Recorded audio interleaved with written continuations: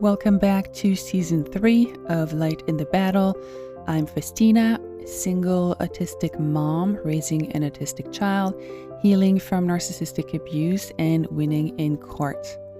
I've created this podcast to share my lived experience in terms of the mindset shifts and the very concrete tips and tricks that work for family court, with a focus really on mom's mental health and on getting the kids to safety. You can find me on Facebook at Light in the Battle, where you can follow me for content as well as DM me whenever you want if you have any questions.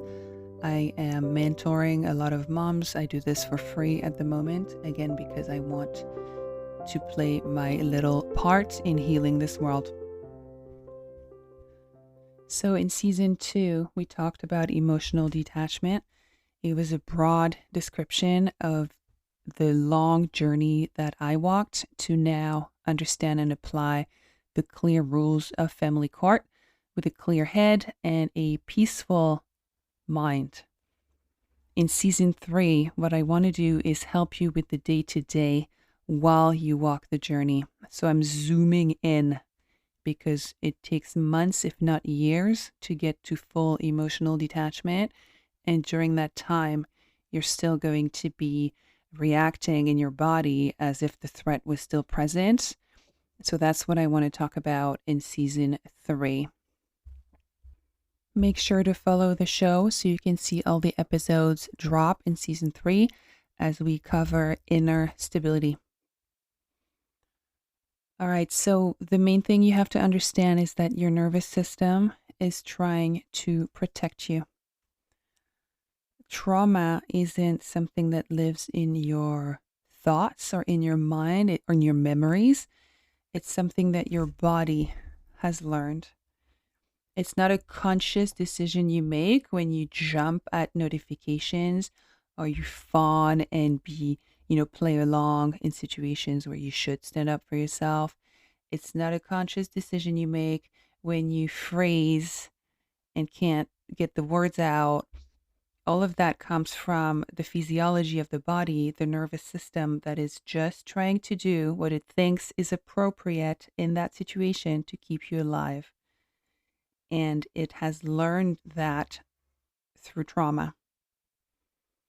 Now, autism specifically can change how you process stress, because many autistic people are naturally going to notice patterns. So it's a lot more stressful going through life when you can see very clearly when you can spot behaviors in people, I guess, that don't align with the words that they say. You can see them coming a mile away. It's more stressful than being completely oblivious to it. When you see it naturally, when you notice those patterns naturally, and you detect those inconsistencies very quickly, that can be more stressful.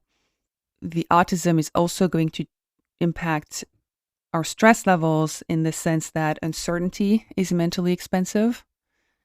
So while neurotypicals are definitely suffering from the dynamics in an abusive relationship, they don't have that need that they don't get regulated necessarily from predictability and certainty the way we do.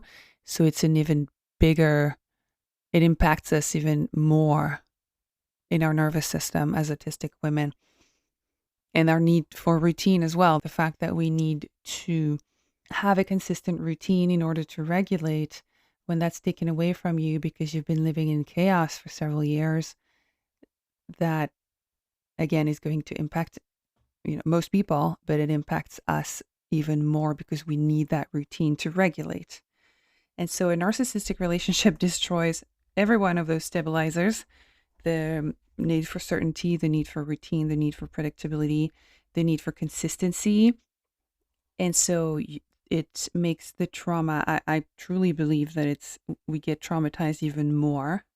We come into the relationship already carrying certain levels of CPTSD from having lived life as an autistic person. And then that's going to reinforce that trauma and make it even worse.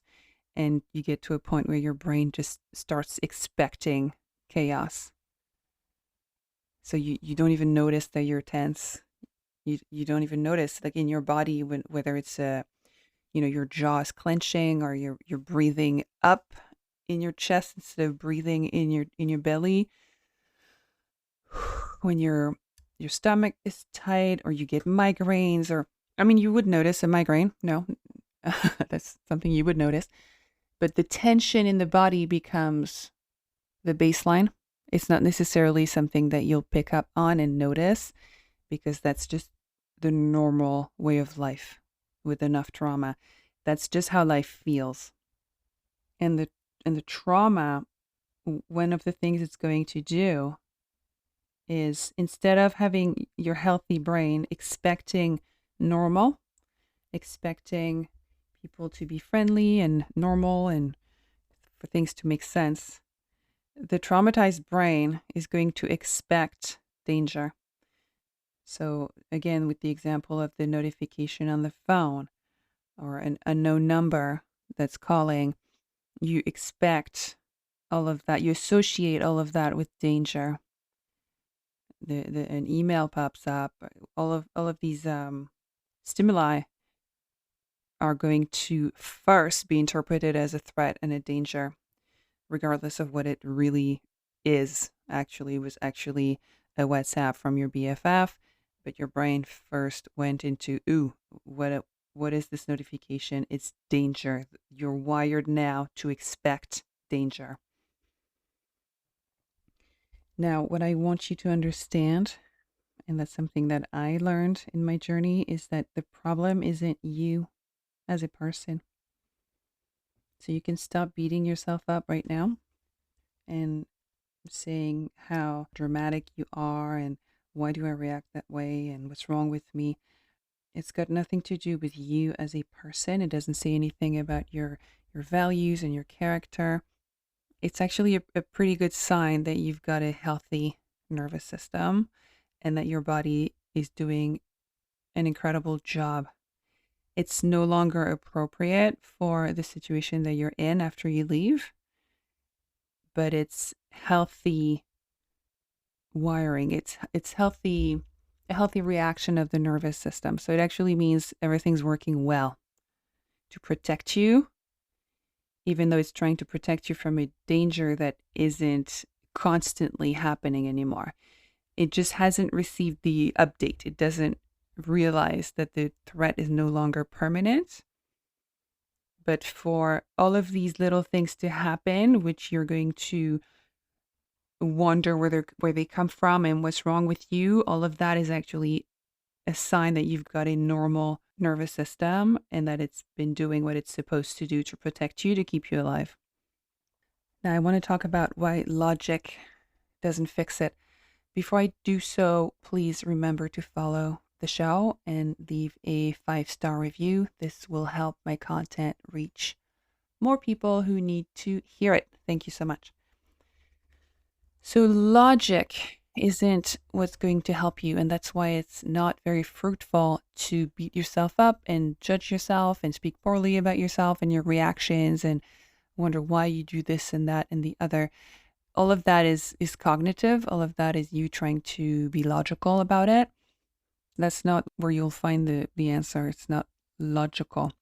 People will tell you to relax, or he's manipulating you. You know you're safe now. This is all your thinking brain, but none of this is talking to your nervous system. So insight isn't going to help with your trauma. You can do all the talk therapy that you want, and it will be helpful in other ways, but trauma therapy is what you're going to need to address the trauma, which is in your nervous system, in your body. When you're trying to heal something that is lodged into your body and your nervous system, there's no amount of insight and talking about it that will help you. I want to be very clear on that. That's been my experience. It's been crystal clear. It's what I'm hearing from other survivors as well. Now, one thing that I experienced, and then I learned about it later, is that it's the concept of neuroplasticity. So if you've already heard about this, sorry, bear with me. Everyone else, listen up. Neuroplasticity is the fact that your brain and your nervous system can adapt to your reality. So, for example, you know, we hear about people losing access to one of their senses. So someone becomes blind, for example, and they develop an acute ability to hear what's going on around them and a sense of where people are around them without being able to see. So the brain has used the bandwidth that was freed up by the fact that there's no longer any visual input to analyze, and all of those neurons are going to be put to work in other ways. Okay. So that's the general concept of neuroplasticity. In the case of trauma, your nervous system got all messed up from a brain that should have just, and maybe did once upon a time, expect for things to be normal. It became a brain that expects danger. This happened through neuroplasticity. Your brain has evolved and changed again to keep you alive. It's learned survival. And with neuroplasticity, it can learn safety. So it works both ways. It's changed from a healthy brain to a traumatized brain. You can change it back from a traumatized brain to a healthy brain. It's a long journey. It doesn't happen overnight. There's going to be, it, I like to say it's 3 steps forward and 2 steps back, and you're going to heal in loops. You know, it's like a curly journey. You're going forward and back, forward a little more and back a little bit, forward a little more and back a little bit. It's not going to be linear, but it's with consistent practice of the things we're going to be talking about, it can absolutely get back to peace and out of survival mode. I guess that's the goal, really. You want to be out of survival mode. So in conclusion, I want to stress the fact that emotional detachment, all the things we talked about in season 2, that was a decision, a conscious decision to work on your codependent traits, to seek EMDR, to join a fellowship, to surrender to your reality. All of these are conscious decisions that you make. Inner stability, what we're going to dive into here, is a physiological process. You can genuinely forgive, surrender, detach emotionally.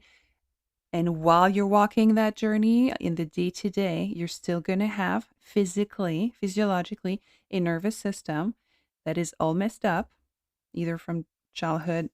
Usually it starts in childhood and then it's compounded with the abuse you've endured.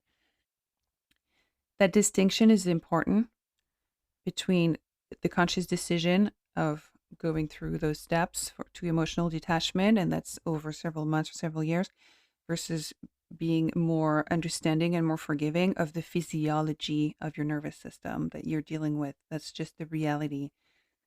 So while you do that work, the long term, the slow work on your heart and your mindset of emotional detachment, you're going to be teaching your body that it no longer has to live day to day as though every minute is an emergency. Thank you for being here with me today. Stay tuned as I roll out more concepts for inner stability in season 3. And remember to take this life one day at a time. There's going to be phases where you cannot and you probably shouldn't look any farther than this evening. Your only job is to stay standing until bedtime. And you'll do that again tomorrow and the day after until the fog lifts. We'll talk to you in 2 weeks.